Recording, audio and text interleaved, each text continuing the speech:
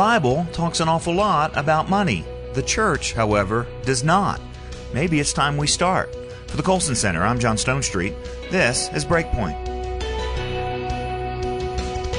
According to a Wall Street Journal report last week, there are signs suggesting that damage from the crisis is starting to ease.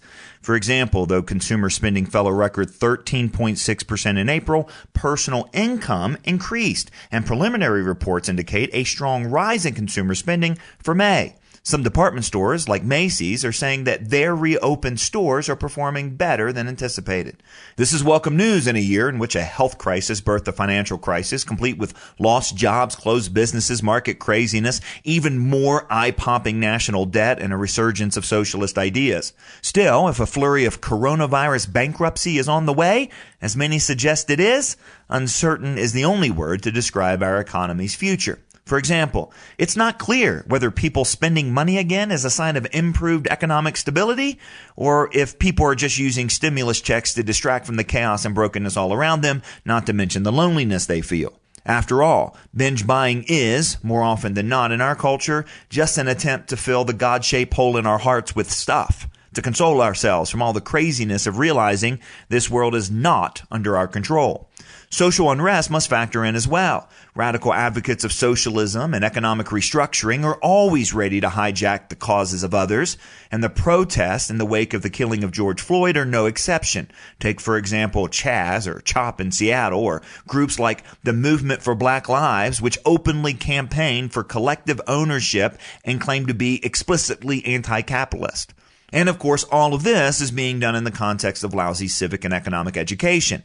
A recent Gallup survey shows that pretty much half of millennials favor socialism over capitalism, as if the 20th century didn't happen at all. You know what they say? Those who forget history are...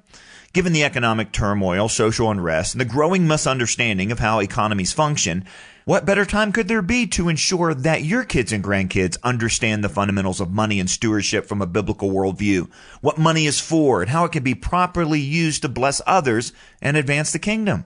Well, the next Colson Center short course, which will begin July 7th and run 4 consecutive Tuesday nights, is called A Christian View of Money, God's Economy versus the World's. Now, if you've never really thought about how God thinks about stewardship and financial resources, how he created human economies to function, how the fall frustrates that design, well, this course will be very, very helpful. And if it's past time to have the talk with your children, you know, the one about money, saving, and giving, why not take this course together with them? In the first week, Dan Lewis, who's executive director of the River Foundation and has taught classes for years at the high school, college, and seminary level about God's view of money, will teach on the theme of giving. Everything is the Lord's. All we have, he's given to us. When we give of what he's given, we participate in his work.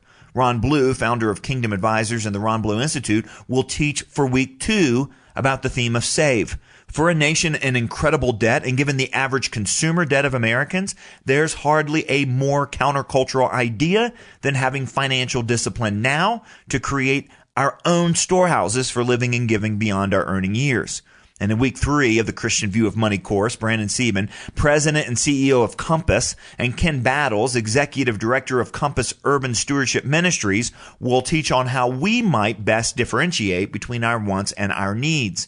The course will wrap up with longtime friend of the Colson Center, Dr. Jay Richards, who will teach about the most common myths about economics and money, many of which have taken the younger generations captive. For example, capitalism is based only on greed and overconsumption, or if someone becomes rich, that means someone else must have become poor.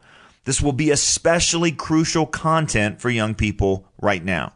All sessions will be recorded in case you have to miss any of them live. Come to breakpoint.org to sign up. Our last several courses have sold out, so don't wait. Again, come to breakpoint.org.